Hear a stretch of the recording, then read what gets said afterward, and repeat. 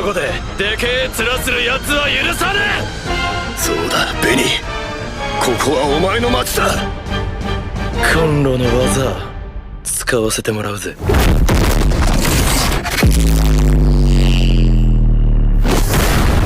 Welcome back everyone, and it's time to go balls deep! This week's Black Clover chapter was simple yet explosive. Serious info and powers were revealed. But before we talk about anything else, we need to check out Yami, because Vanessa looking at your boy like she knew what she was thinking. Damn boy, he's sick! Time skip Yami's design hasn't changed all that much, except the fact that he has new magic and became more of a Chad with all that muscle. We all know why he didn't need a change in design anyway, and that's because Tabata knew my man was already perfect and the fan base was going crazy in love with him. Wait a second, now that I think about it, look at his belt! It's a rosary! Wait! That's Charlotte! Oh my god! Yami and Charlotte are dating now? Oh my god, guys, this is great! That was a bit embarrassing. We all need to calm down. But as always everyone, we've got theories, analysis, explanations and more. I will cover the inspiration for Dante's character and the origin of his devil Lucifer in the second half of this video, whilst the first half is all my opinion. So as always, please can you smash that like button for me? Last week we almost hit 20,000. Let's try and hit that shit this time. Also, can you hit the notification button, because mans need that mana to keep this going for real. Black Clover chapter 245 picks up where we left off, with Yami finally showing up and ready to take Dante on. And man, does he get angry. Dante tries to bring him down to his level, stating nobody looks down on me, once again highlighting his sin of pride. Yami's like, okay, whoever you are and whatever you are, you're dead fam! You tried to kill my boss? Bruh, Yami pulled up to Dante like, Yo, what you doing, man? Dante makes his own sword, thinking he can match Yami's skills, but he finds out real quick Yami ain't gonna be taken down so easily if he doesn't take him seriously. Now before I move forward, you're probably wondering, why can Yami fly now? How is this possible? How the hell is Yami putting up a good fight against Dante, who is the most broken character introduced in Black Clover so far? Well, just as we saw in chapter 245 with Dante oohing and that was what the fuck was that? I'm sorry guys, that was a bit, oh my lord, everyone pulling up to my house. I tried to like sound normal there, but whatever. Anyway, with Dante oohing and ahhing at Yami's time skip magic, I mean, who wouldn't, right? But the premise is scientifically explainable since Tabata is a genius. Yami's dark magic is a counter to Dante's gravitational magic. If you can remember, when Pathri became a dark elf, the power scaling system in magic was explained to us by Nozel in chapter 199. Pathri as a dark elf is pretty powerful, that was taking on Yuno and Asta with ease. Asta even exclaimed that it was magic that even Captain Yami would struggle with. Nozel showed up explaining that the attributes of magic effects a matchup due to the nature of his magic being able to counter Patri's. This is how he defeated him in one chapter. Now with this explanation, looking back at Yami in chapter 245, his dark magic counters gravity because he uses mana zone and black hole. Now dark magic that Yami uses has the ability to absorb spells by creating small black holes. This was even explained to us in chapter 49. This magic is effective against a devil and couldn't be manipulated by Zagred even. So scientifically, a black hole is a place in space where gravity pulls so much that even light cannot get out. The gravity is so strong because matter has been squeezed into a tiny space. This can happen when a star is dying. Because no light can get out, people can't see black holes. A black hole is defined by the escape velocity that would have to be attained to escape from the gravitational pull exerted upon an object. For example, the escape velocity of Earth is equal to 11 kilometers a second. Anything that wants to escape Earth's gravitational pull must go at least 11 kilometers a second, no matter what the thing is, if it's a rocket ship or a baseball. A black hole is an object so compact that within a certain distance of it, even the speed of light is not fast enough to escape. That's why Yami is good against light magic users. Einstein discovered that the situation is a bit more complicated than that. First, he discovered that gravity is produced by a curved space-time. Then Einstein theorized that the mass and radius of an object actually curves space-time. Now I know some of you are probably reacting like, What did you say, nigga?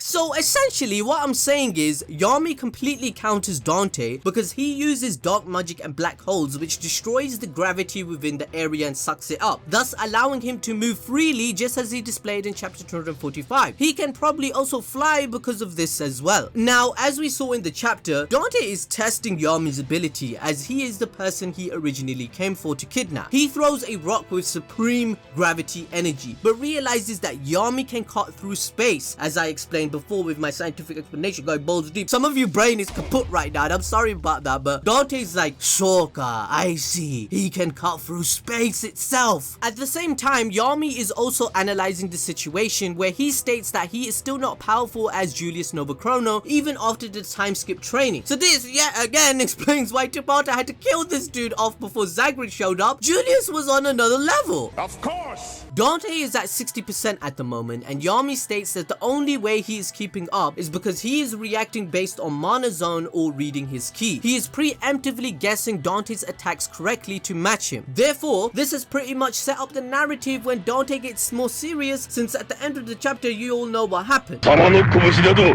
かほどにも効かんわい。お前はもう死んでいる。何？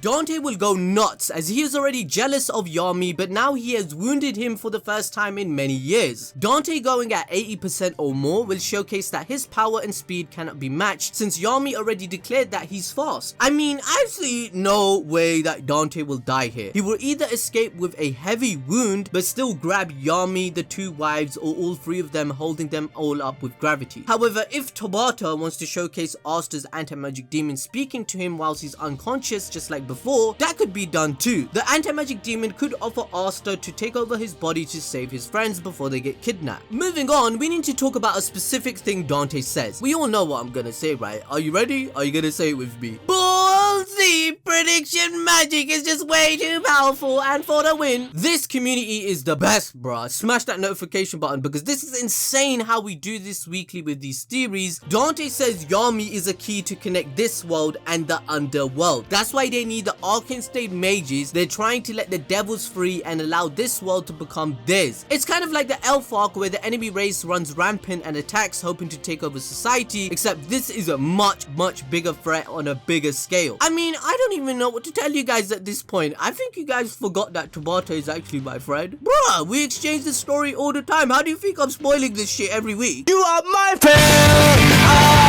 I don't hear you, man. For the second part of the video, it's time for Balls Deep Prediction Magic to update all my analysis and theories. This time, I will explain the religious theology Tabata has been inspired from to create the character of Dante, as well as more evidence regarding the theories we have on the channel so far. So again, I'm gonna say this, but I need your mana because we are a really strong Black Clover community. I think this is one of the best communities I've created on this channel. Please smash the like button because I need your mana, fam. I can't believe I've been preaching this shit for like 2 months now and it came true. Okay, let's begin with the theology of Dante and Lucifer's concept. You must be wondering to yourself, why hasn't Lucifer, the supposed king of demons, taken over the body of Dante, a mere human that is only circumventing his strength? The biggest reasons Dante is such a huge threat is due to Lucifer allowing him to use his power to boost his magic. At the end of the day, the most logical conclusion is that the Lucifer is allowing Dante to use his powers for his own scheme and plans his deception, since that is one of the key attributes of the devil. A devil would want man to fall into desire and sin in religious theology, which it's the very same concept of what Dante is personifying in the chapters. For example, in chapter 245, when Dante meets Yami for the first time, he literally commits the sin of envy that Lucifer did against Adam in Abrahamic religious theology. Dante admits his sin of envy as he states, "It's the first time being jealous of a human. I thank you for my new evil emotion," to Yami. Similarly, just like Lucifer, who also felt envy for the first time and had evil intentions when God created Adam and told everyone in heaven to bow down to him. This led to Lucifer to betray God and promise to be the downfall of humanity that Adam would create by making mankind fall into sin just like him. Lucifer stated that he will not bow down to Adam due to his own pride, since he believed he was of greater stature and form. His rank in the heavens was important to him. Tabata has personified the sin of pride in Dante multiple times, such as against Asta, who who is a lesser rank of him and form, and he does this once again in chapter 245 to Yami, where he states, "I cannot believe a dirty and vulgar person like you has such an amazing magic power." He does this every single time with everyone that he interacts with. The creator of Black Clover has basically insinuated that the character of Lucifer is personified through Dante due to possessing him for all of these years. Even the fact that Dante did treachery just like him by betraying his king, the Spade Nation, by conducting a hostile takeover in which the devil also tried this against God with his angels. So at the end of the day, the king of demons is just using Dante for his own grand plan to connect the underworld to the real world so that he can take over the whole kingdom. My theory was confirmed in chapter 245. However, we must still wonder about the giant ice sculpture in chapter 239, right? Dante was obviously talking to the devil here, but what does this represent? Well, to explain the giant ice, let's take a look at Dante's Inferno. This is where Tabata got inspired for the character's name and story. This led him to creating the dark triad with the personality traits of evil concept, which is psychopathy, narcissism, and Machiavellianism. When Dante and Lucifer interact, Lucifer listens to Dante and cooperates with him. Dante is not so powerful that Lucifer needs to bend to his will, and Dante is only powerful as he is because of Lucifer. So why are they the way that they are? Well, as we all know, for a devil to take over your body, you need to fall into despair. This means it's likely that Dante's backstory involves some sort of tragedy that will make him believe humanity is evil, just like in Dante's Inferno. Tabata must be completely aware of this, because if the king of all demons, who is all so powerful, is listening to a mere human with no plan of his own, frankly, to me it makes no sense that Lucifer is working for Dante. It is the other way round, that Dante is working for Lucifer as his pawn. I mean, even Asta's anti-magic demon has a plan to take over his body eventually for his own good, so why wouldn't Dante's? That don't make no sense. Now, moving on to Dante Inferno, Satan is described as a really big demon, mostly trapped in ice from his breast down. He resides at the center of hell. Satan is also rocking 3 different faces and a pair of bat wings just chilling under each chin. In Dante's Inferno, when Satan flaps his little chin wings, it freezes the ice that surrounds him and the other sinners in the 9th circle. Apparently, size doesn't matter, because even though his chin wings are tiny, the winds they create are felt throughout hell. The Inferno in Dante's Inferno is his journey through hell, guided only by the ancient Roman poet named Virgil. In the poem, hell is supposed to be the 9 circles of torment, all located within the earth. It's called the realm of those who have rejected spiritual values by yielding to the bestial appetites of violence or perverting their human intellect to fraud or malice against their fellow men. Wait a second, doesn't this sound awfully similar?